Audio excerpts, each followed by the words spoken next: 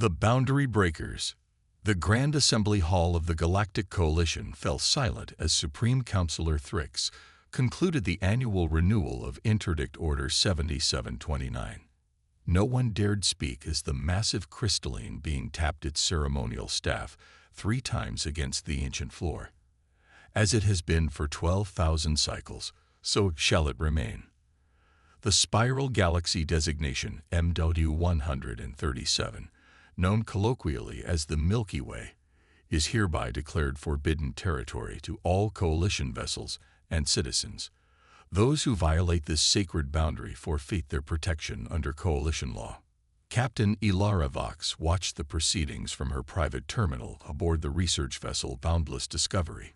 She snorted softly, causing her first officer, Commander Krell, to glance sideways at her with his 4 eyes. "Something amusing about our most sacred law, Captain?" he asked, his voice barely above a whisper despite there being a loam on the command deck. Ilara gestured toward the screen. 12,000 cycles. Krell. 12,000 cycles of avoiding an entire galaxy because of some ancient warning no one can even explain. Does that seem like science to you, or superstition? Krell's skin shifted from deep blue to a nervous purple. The Coalition's wisdom. The Coalition's fear, Ilara interrupted. Fear of the unknown. Fear of whatever is waiting in that galaxy that they refuse to talk about. She tapped her console, bringing up a holographic map of the local galactic cluster. The Milky Way spun slowly before them, its spiral arms wrapped around a bright center, unexplored, untouched, forbidden. Our ancestors tried, Krell reminded her. The historical records are clear about that much, at least. The first explorers never returned. Records that have been edited, sanitized, and locked away, Ilara countered. She pushed her chair back and stood, stretching muscles evolved on a world with twice Earth's gravity. Her exoskeleton flexed beneath her uniform, clicking softly. What if there's something there that the Coalition doesn't want us to find? Or what if there's nothing dangerous at all, and we've been avoiding it based on primitive superstition? Krell remained silent, knowing that look in his captain's eyes. He'd served under Ilara Vox for 7 cycles, long enough to recognize when her mind was made up. "We're scientists, Krell," she continued, pacing before the viewport. "Our mission is to explore, to understand, to push boundaries. If the Coalition won't tell us why the Milky Way is forbidden, then I believe we have a duty to find out. You can't possibly be suggesting." "Oh, but I am." Ilara's mandibles clicked with determination. "Plot a course. We're crossing the boundary." 3 days later, the Boundless Discovery hovered at the invisible line that marked the edge of Coalition territory and the beginning of the Forbidden Zone. The crew of 14 had been given the choice: stay aboard and commit treason against the Coalition, or take the escape shuttles back to the nearest outpost. None had left. Chief Science Officer Tilana floated near the central console, her gelatinous body pulsing with multicolored lights, a sign of excitement among her species. Preliminary scans showed nothing unusual. No energy barriers, no gravitational anomalies, no signs of ancient weaponry. Just space. "Maybe the danger isn't at the boundary," suggested Security Officer Drax, his scaled hands resting on his weapon console. "Maybe it's deeper inside." "Only one way to find out," Ilara said, settling into her command chair. "Helm, take us across. Full stealth protocols. Let's not announce our presence to whoever or whatever might be waiting." The ship glided forward, crossing the imaginary line that no Coalition vessel had crossed in 12,000 cycles. On the view screen, nothing changed, just the endless void of intergalactic space, with the spiral arms of the Milky Way growing slowly larger ahead. For 2 weeks, they traveled deeper into the forbidden galaxy, scanning continuously, finding nothing unusual, just normal stars, normal planets, normal cosmic phenomena. "This is," Tilana hesitated, "anticlimactic," suggested Navigation Officer Rem, his cybernetic eye whirring as it adjusted. "I was going to say perplexing," Tilana replied. "According to everything we know, There should be something here, some threat, some danger, some reason for the ban. But I'm detecting absolutely nothing out of the ordinary. Wait, interrupted communications specialist Ven, her antenna suddenly straightening. I'm picking up transmissions, thousands of them, millions, coming from a solar system approximately 3 light days from our position. Artificial signals. Ilara asked, leaning forward. Definitely. Structured, complex, indicative of a technological civilization. Ilara's heart raced. Set course immediately.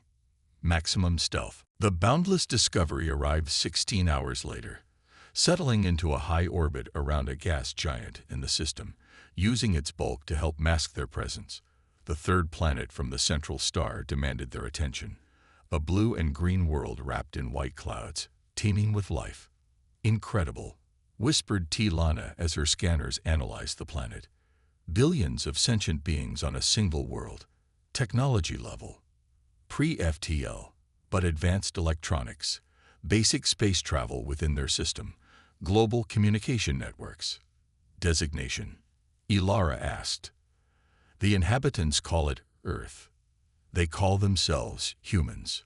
For 3 days, they observed, collected data, intercepted communications, and studied these strange beings who had apparently evolved in isolation from the rest of the galaxy. The more they learned, the more fascinated and confused they became.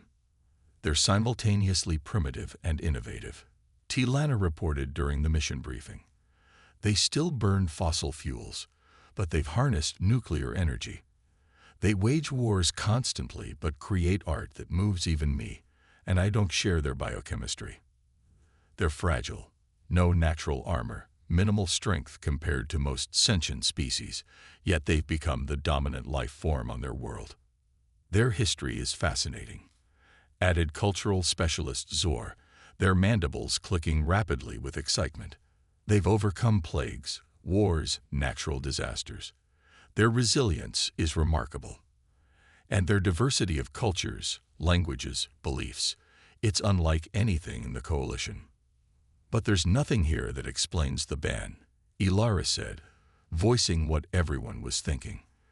These humans are interesting, certainly unique, but hardly a threat to galactic civilization. Maybe we need to get closer, suggested Drax. Maybe we need to make contact. Ilara considered this. Protocol strictly prohibited first contact with pre-FTL species, but they'd already broken the Coalition's highest law by entering the Milky Way. What was one more violation? Prepare a landing team, she decided. We'll touch down in an isolated area, minimal equipment, no weapons. If these humans are as inventive as they seem, they might welcome peaceful contact. 20 hours later, Ilara led a team of 5 down to the planet's surface, their shuttle cloaked and landing in a remote forest clearing. The atmosphere was breathable for most of them with minor filtration. Earth's gravity was lighter than what Ilara was accustomed to, making her movements slightly bouncy. Remember, she cautioned her team, we observe first. Make contact only if absolutely safe. These beings have never encountered non-Earth life. We can't predict their reaction. They hadn't been exploring for more than an hour when they heard engines approaching. Hiding behind trees, they watched as 3 black vehicles pulled up to the clearing where their cloaked shuttle sat. Impossible, whispered Krell. They shouldn't be able to detect our technology. Men and women in dark uniforms emerged from the vehicles, carrying equipment and weapons.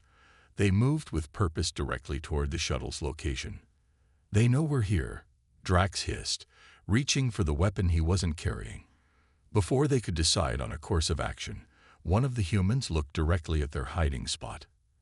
Not near it, not through it, but at it, as if the advanced camouflage technology the team wore was completely ineffective. We know you're there, the human called out, his voice translated through their implants. We've been tracking your ship since you entered our solar system. Please show yourselves. We mean no harm. Ilara exchanged looks with her team. This was unprecedented. These supposedly primitive humans had detected their presence despite technology that should have been centuries beyond their capabilities. I'm going out, she decided. The rest of you stay hidden unless I signal. Captain. Krell began to protest. That's an order, she said firmly. Ilara stepped forward, deactivating her camouflage. The humans raised their weapons but didn't fire. Their expressions registered shock, amazement, fear, but also something else. Recognition. I am Captain Ilara Vox of the research vessel Boundless Discovery, she announced, her translator converting her words to the local language. We come in peace, seeking knowledge. The lead human stepped forward. Director Michael Chen, United Earth Defense Intelligence. Captain Vox, we've been expecting someone like you for a very long time. Ilara's mandibles clicked in surprise. You've been expecting us? Director Chen smiled, but it wasn't entirely friendly. Oh yes, ever since the last visitors came, 12,000 years ago. The ones who tried to conquer us, underestimated us, and paid the price. The ones who fled back to wherever you come from with a warning that apparently became your society's greatest taboo. The human factor. Ilara stood frozen, processing Director Chen's words. A cold realization washed over her. The humans hadn't just detected their arrival. They'd been prepared for it. You're saying humans encountered coalition species before? 12,000 years ago? She asked, struggling to reconcile this with everything she knew about coalition history. We didn't know what to call you then, Chen replied, gesturing for his team to lower their weapons. Our ancestors just called them the invaders from the stars. But yes, they came. They tried to colonize. They failed. This contradicted everything in coalition records. According to official history, the first explorers never returned from the Milky Way. There were no accounts of attempted colonization, no reports of hostile engagement. That's not what our historical records indicate, Ilara said carefully. I imagine not. Chen smiled thinly. History is written by the survivors, after all. And those who survived your previous visit would have had every reason to hide the truth of their defeat. Before Ilara could respond, her communication implant vibrated urgently. Krell's voice came through, pitched with alarm. Captain, we're detecting multiple ships entering the system. Coalition registry. They've found us. Ilara's heart sank. Someone must have reported their unauthorized departure, or perhaps the coalition had been tracking them all along, waiting to see what they discovered. Director, she said urgently, I need to return to my ship. More visitors are coming, and they won't be as peaceful as we are. Chen's expression hardened. More of your kind. How many? At least 3 battlecruisers from what my officer reports. They're here to apprehend us for violating the boundary. But, she hesitated. Given what you've just told me, I fear they may have other intentions as well. The human considered this for a long moment, then nodded to one of his officers who immediately began speaking rapidly into a communication device. Captain Vox, I suggest we continue this conversation aboard your vessel. Earth Defense Forces are being mobilized, but we should coordinate our response. Our response. Ilara echoed. Director Chen, you don't understand. These are coalition warships. Your planet's defenses won't what? Be enough. Chen's expression was almost amused. Captain, you've been observing us for days. You've seen our wars, our weapons, our technology. But you've only scratched the surface of human capability. Within 30 minutes, they were back aboard the Boundless Discovery, joined by Director Chen and 2 of his officers. The coalition ships were still hours away, but closing fast. On the command deck, Tilana was presenting her latest findings to a stunned crew. These readings can't be right, Krell was saying as Ilara entered. What readings? She demanded. Tilana's body pulsed with agitated colors. I've been conducting deep scans of Earth's defensive systems since detecting the coalition fleet. Captain, they have technology that shouldn't exist at their development level. Energy shields, directed energy weapons, and something else, something I can't even identify. Quantum phase disruption technology, supplied one of Chen's officers, a woman introduced as Dr. Reyes, designed specifically to target the molecular cohesion of materials common in your ship's hulls. The crew stared at her in disbelief. "How is this possible?" Ilara finally asked. "Your civilization hasn't even achieved faster than light travel." "Because we chose a different path," Chen explained. "The visitors 12 millennia ago left behind technology they tried to use against us. We've been studying it, reverse engineering it, improving upon it ever since. We focused on defense rather than expansion. And the Coalition knows this," Ilara realized aloud. "That's the real reason for the ban. Not to protect us from you, but to contain you." Chen nodded grimly. "We suspected as much." The tactical display updated, showing the Coalition fleet decelerating as they approached Earth's solar system. "They'll demand we surrender," Krell said quietly. "Both us and the humans. They invaded us once before. They failed," Chen stated flatly. "History will repeat itself if necessary." Communications Officer Ven suddenly straightened. "Incoming transmission from the Lid Coalition vessel. It's Grand Admiral Zoltan himself." Ilara's blood ran cold. Zoltan was the Coalition's most decorated military commander, and its most ruthless. If he was leading this mission personally, the situation was even worse than she'd feared. "On screen," she ordered. The view screen activated, showing the imposing figure of a Thracian, 9 feet tall, chitinous exoskeleton gleaming with military decorations, 4 arms folded across his chest in traditional Thracian dominance posture. "Captain Vox," Zoltan's deep voice rumbled. "You and your crew have committed high treason against the Coalition by entering forbidden space. Surrender immediately." Ilara stepped forward. "Admiral, with respect, we've made a significant discovery here. The inhabitants of this world are the reason for the ban," Zoltan interrupted. "A ban you have violated. Surrender now, or be destroyed along with your new friends." Director Chen moved into view of the transmission. "This is Director Michael Chen of Earth Defense Intelligence. Any hostile action against our planet will be met with the full force of our defenses." The Admiral's compound eyes narrowed. "So, the abominations have learned to speak properly. This changes nothing. The containment protocol remains in effect. You will never be permitted to spread beyond your world. The mistake of 12,000 years ago will not be repeated." "What mistake?" Ilara demanded. "Admiral, what are you talking about?" Zoltan regarded her coldly. "The mistake of underestimating these creatures, of failing to recognize the danger they represent until it was too late." He leaned forward. "These humans are not like us, Captain. They are not like any species in the Coalition. They are unpredictable, adaptable beyond reason, and possess a capacity for violence that defies evolutionary logic." "We're only violent when threatened," Chen countered. "As your ancestors discovered. You slaughtered an entire expedition fleet," Zoltan roared. "Beings of a dozen species, with technology centuries beyond your own. After they attempted to enslave us," Chen replied calmly. "Self-defense is a universal right. Wouldn't you agree, Admiral?" The tension was palpable. Ilara looked between the human and the Thracian, suddenly understanding the true nature of the ancient conflict and the ban that had followed. "Admiral," she said carefully, "I believe there's an opportunity here for diplomacy rather than conflict. The humans have lived in isolation for millennia. Perhaps it's time." "Silence, traitor," Zoltan cut her off.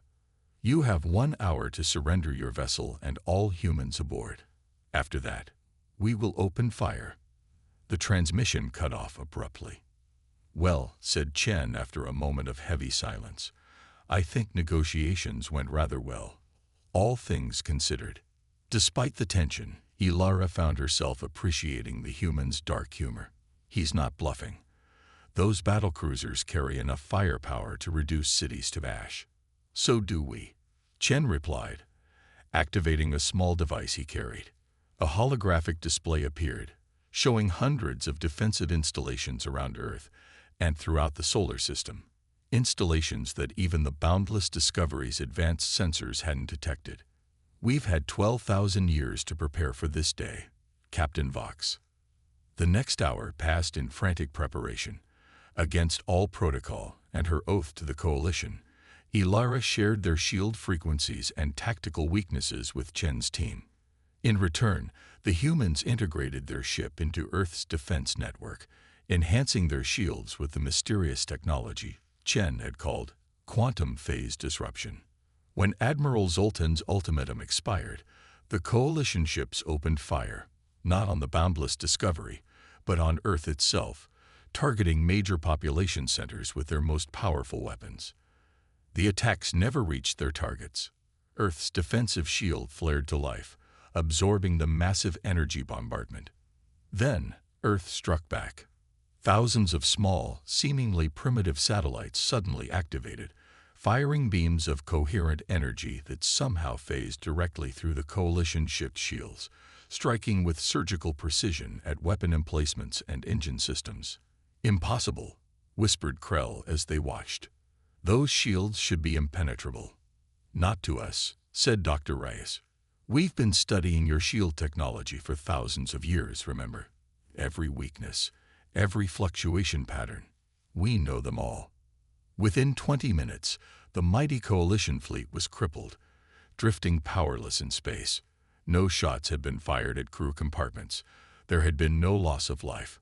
Just precise, overwhelming tactical superiority. Zoltan's face appeared on the view screen again, his expression a mixture of fury and fear. "This changes nothing. The Coalition will send more ships, more forces. You cannot stand against the combined might of 300 species." Chen stepped forward. "We don't want to stand against anyone, Admiral. We never did. Your ancestors attacked us. We defended ourselves. That's all. For 12,000 years, we've respected your boundary, stayed within our solar system, developed at our own pace. We never crossed into your territory. You crossed into ours. Again." Ilara saw an opportunity and took it. "Admiral, perhaps it's time for the Coalition to reconsider the containment protocol. The humans have demonstrated they could have developed interstellar travel millennia ago, but chose not to. They clearly understand the concept of boundaries and respect for other civilizations." "A lie," Zoltan hissed. "They are deceivers, manipulators." "They spared your ships," Ilara interrupted. "They disabled your weapons but deliberately avoided casualties. Does that sound like the uncontrollable monsters from Coalition propaganda?" For the first time, uncertainty flickered across the Admiral's face. "I propose a new approach," Ilara continued. "A diplomatic mission, formal recognition of Earth's sovereignty, and an end to the isolation policy. In return, perhaps the humans would be willing to share some of their unique technological developments with the Coalition." Chen nodded slowly. "We would be open to peaceful exchange. We always have been. It was your Coalition that chose isolation and containment." Hours later, after tense negotiations and numerous communications with the Coalition Grand Assembly, a historic agreement was reached. The containment protocol would be suspended, replaced by a carefully monitored diplomatic exchange program. Earth would be recognized as sovereign territory, its unique development path acknowledged and respected. As the Coalition ships prepared to depart, now escort vessels rather than conquerors, Ilara found herself standing with Director Chen in the Boundless Discovery's observation lounge, looking down at the blue-green planet below. 12,000 years of isolation ended because you were curious enough to break the rules," Chen remarked. "Sometimes rules exist only because no one has the courage to question them," Ilara replied. Chen smiled, a genuine smile this time. "That sounds very human of you, Captain." Ilara considered this. Perhaps that's what frightened the Coalition so much. Not that humans are fundamentally different from us, but that you remind us of what we could be if we weren't bound by our fears and traditions. As the Earth rotated slowly beneath them, both alien and human contemplated the new era they had inadvertently begun. An era where humanity would finally take its place among the stars, bringing with it the unique blend of curiosity, resilience, and compassion that had allowed it to survive and thrive in isolation for so long. The boundary had been crossed, the rules had been broken, and the galaxy would never be the same.